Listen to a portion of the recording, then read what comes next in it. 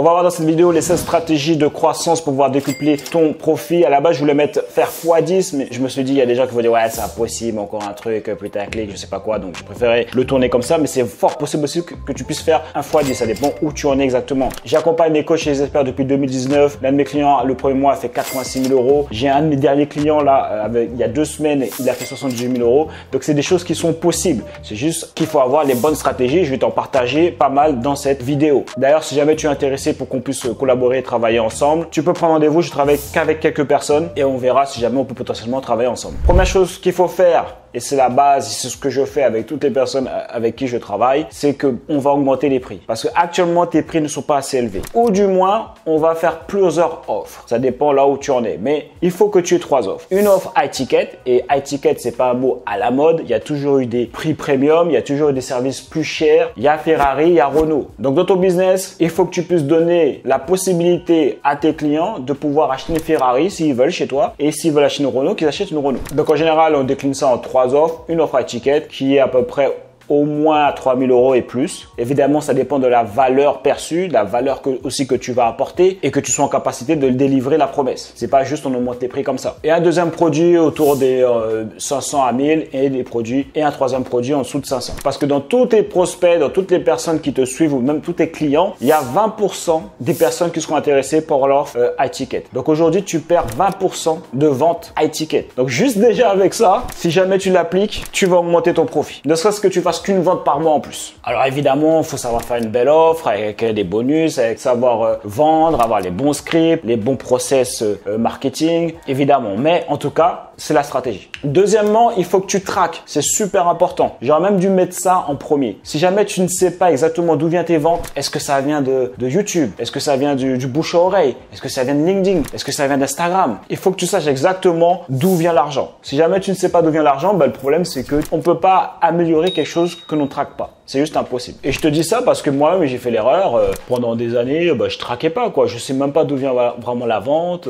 Moi, j'avais déjà plusieurs réseaux sociaux. Je sais pas d'où ça vient. Alors que maintenant, j'ai un tunnel pour chaque source de trafic. Je sais si ça vient de LinkedIn. Je sais si ça vient d'affiliation. Je sais si ça vient de YouTube. Je sais d'où ça vient exactement. Et ce qui va m'emmener, du coup, sous la troisième stratégie, qui est de doubler là où ça fonctionne. Ça veut dire qu'une fois que tu as traqué, imaginons que tu as vu que YouTube, ça ramène un certain nombre de prospects. Est-ce que Instagram ne ramène pas plus de prospects? Ou peut-être ça ramène moins, mais le taux de conversion il est plus élevé. Donc après, il y a la partie prospect. Peut-être que ça ramène plus de prospects et le taux de conversion il est meilleur pour devenir prospect. Est-ce que les prospects qui viennent de Instagram achètent plus? Est-ce que le taux de conversion du coup est plus élevé lorsqu'ils viennent d'Instagram? Parce que des fois, peut-être YouTube peut avoir un taux de conversion plus bas. C'est un exemple. Hein. Ne prends pas ça pour argent comptant. C'est un exemple. Hein. YouTube peut-être peut avoir un taux de conversion plus bas au niveau du prospect pour acquérir le prospect. Mais après, en vente, genre le taux de conversion est beaucoup plus élevé. Il faut toujours partir de la vente. Mais comme ça, tu regardes exactement d'où ça vient. Moi, par exemple, récemment, je me suis aperçu que Instagram convertissait mieux que YouTube. Un truc que j'aurais jamais pensé. Ça veut dire que même quand j'ai vu les chiffres, mon cerveau, il a pas accepté l'information tout de suite.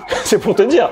Si après, j'ai re-regardé, j'ai dit, mais non, mais en fait, Instagram, ok, Instagram, ça marche mieux, en fait. Ça convertit mieux. Et donc, du coup, vu que tu sais tes chiffres, tu vas juste doubler là où ça fonctionne mieux. Si jamais Instagram, ça te rapporte plus de clients ou le taux de conversion est plus élevé, tu vas doubler sur Instagram. Tu vas faire plus de contenu sur Instagram. Là, on dirait je me parle à moi-même alors que je ne fais pas. Tu vois, je devrais le faire. Ok?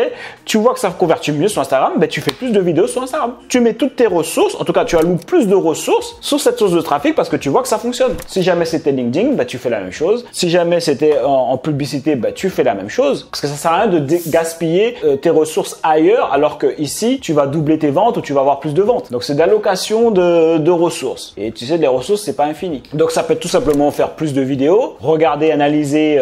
Imaginons, c'est YouTube. YouTube, tu vas regarder à peu près, ok, quelle vidéo ramène plus de prospects parce que c'est un peu difficile de voir à peu près sur quelle vidéo qui ramène plus de prospects, mais tu vois la vidéo quand elle sort ce jour-là, tu regardes si jamais il y a pas mal de prospects, est-ce que ces prospects-là ont donné plus de ventes et tu vois à peu près quel genre de contenu que tu as fait, quel était le format, quel était le sujet et après tu refais la même chose. Quatrièmement, mettre en place un abonnement. Ça te permet d'avoir un revenu récurrent et ça peut être basé sur un produit que tu as déjà. Souvent, ce qui peut être fait, c'est par exemple de récupérer un produit que tu as déjà, mettre un coaching de groupe pour ce produit-là et le faire en abonnement. Les experts en trading, ce qu'ils aiment bien faire, c'est de donner leur entrée, leur sortie, ce qu'on appelle le copy trading. Mais si jamais, par exemple, je sais pas, moi je vendais des formations sur le saxophone, j'en vends toujours, en abonnement, je leur donne, voilà, j'en ai accès à tous les cours et ils payent un abonnement. Et quand ils ont plus envie d'avoir accès aux cours ou quand c'est fini, ils coupent l'abonnement. Donc après, il y a plusieurs manières de faire des abonnements. Ça peut être, tu leur proposes, je sais pas, un live par semaine et tu vends que ça et tu dis c'est un abonnement. Et les gens ils souscrivent pour pouvoir assister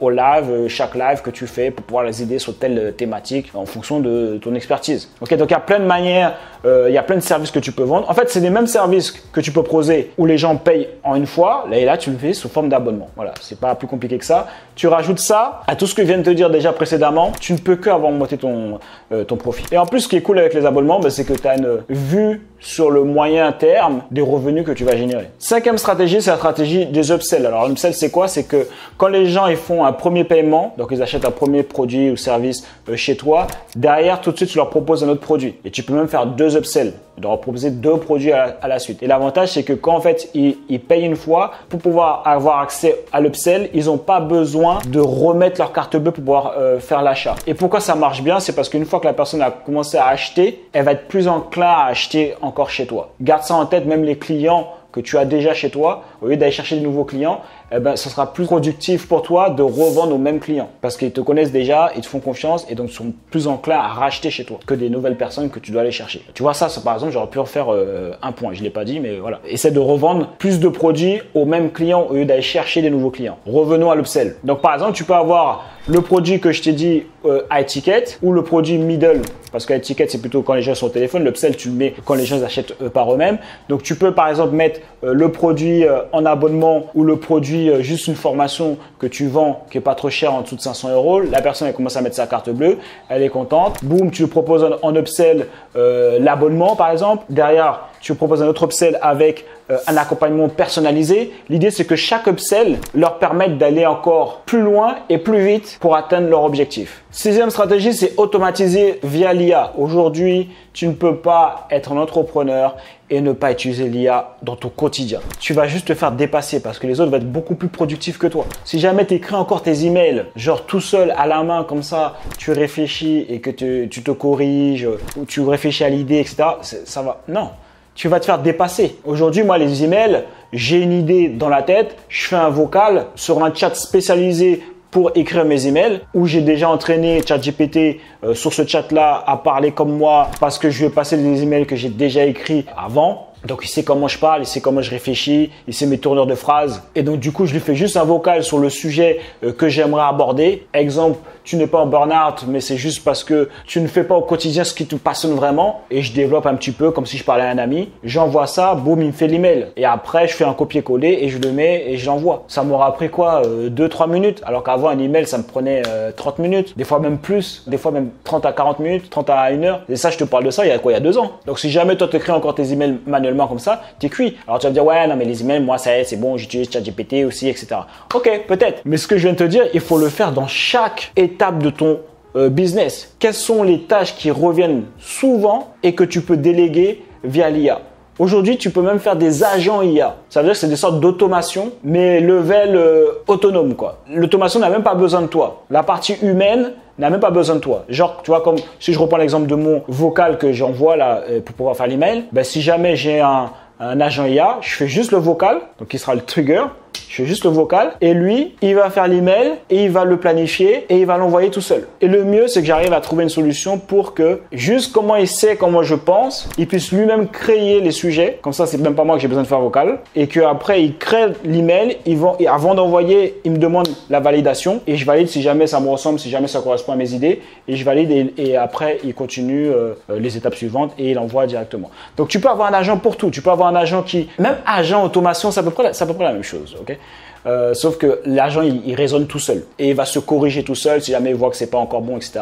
Mais par exemple, tu peux utiliser l'IA pour rappeler tes prospects. Tu as un agent qui peut rappeler directement tes prospects vocalement. Il va utiliser l'Event Labs et tu sais que plus tu prends contact rapidement avec un prospect, plus tu as de chances de le closer. Donc les gens qui font ça encore manuellement par rapport à des gens qui utilisent l'IA, ils vont se faire dépasser. Donc même si tu fais pas l'appel, mais ça peut être juste un message. La personne, elle met son numéro, elle met son contact, elle devient prospect, boum, directement elle est recontactée par l'IA qui lui pose des questions, voir où est-ce qu'elle en est, si jamais elle correspond au profil, et les renvoie sur un rendez-vous avec un closer. Ou sinon, les renvoie sur quelque chose qui sera plus pertinent pour le prospect. Ça peut être des ressources gratuites ou une petite formation par rapport à ses besoins, aux besoins du prospect. Tu pourrais aussi automatiser les relances, les follow-up. Quand les gens ils ont dit non au téléphone, hop, tu mets un système qui fait que l'IA va recontacter ce prospect-là tous les mois en lui apportant un peu de valeur, en lui demandant où est-ce qu'il en est, etc. Donc, il y a plein de choses que tu peux automatiser avec l'IA aujourd'hui et il faut vraiment que tu t'y intéresses. Donc, tu peux utiliser des SaaS qui le font directement. Bon, personne ne m'a payé pour faire la promotion d'aucun SaaS, donc voilà.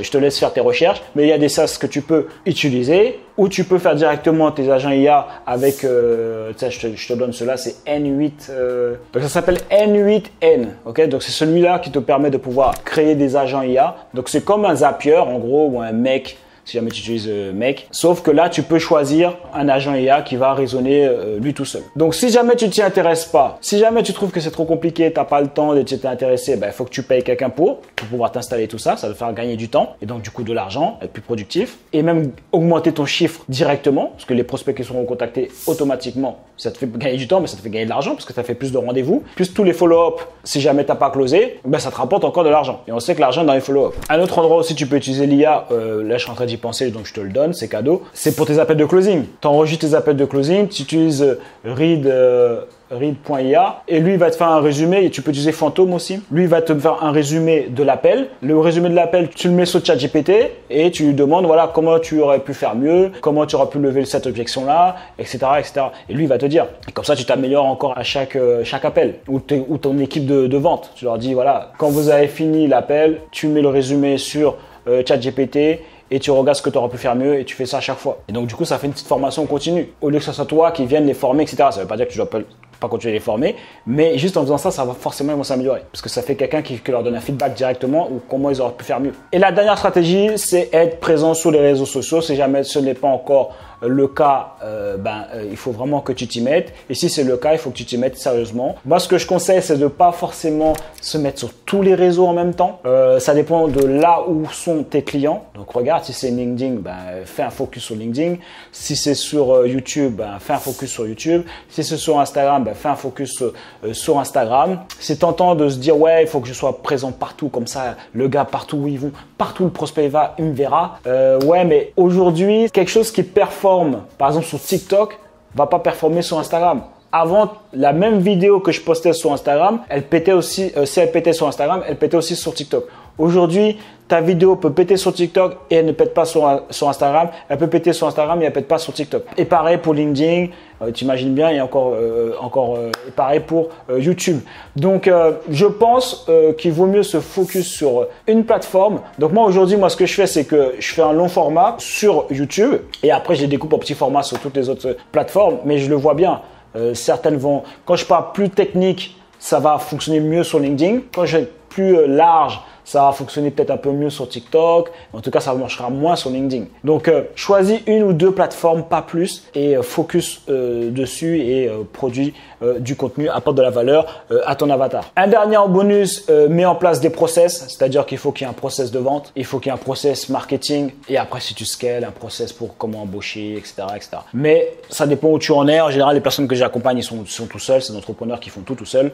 Donc, il faut que tu aies des process pour le jour où tu vas scaler, que tu n'aies plus qu'à donner les process. Par exemple, si ton process de vente, il est fait, tout est carré, tu n'as plus qu'à prendre un closer, tu dis voilà le process, voilà les enregistrements des clauses, de ceux qui n'ont pas été closés, voilà les objections que tu vas rencontrer la plupart du temps, voilà comment les lever et voilà le script qui fonctionne, tout est carré. Donc si jamais tu aimes ce genre de vidéo, c'est vraiment du concret pour pouvoir t'aider à faire plus d'argent directement. On va voir toutes les personnes qui sont restées jusqu'à la fin. Voilà, toutes les personnes qui sont restées jusqu'à la fin, tu mets en commentaire on aime ça, c'est notre code, comme ça je saurai que tu es resté vraiment jusqu'au bout, parce que c'est pas tout le monde qui reste jusqu'au bout, donc déjà félicitations, ça prouve que tu es déterminé. Il y en a qui veulent faire de l'argent, mais ils n'arrivent même pas à regarder une vidéo jusqu'au bout. On fait comment? En même temps, ça me permettra de savoir si jamais tu veux d'autres vidéos de ce style. Si jamais tu es coach ou tu es un expert, je prends quelques personnes par an pour pouvoir travailler avec eux. En gros, je collabore avec eux. On met en place tout ensemble et je t'aide à scaler ton business, à générer suffisamment, voilà, comme ça pour pour que personne soit un peu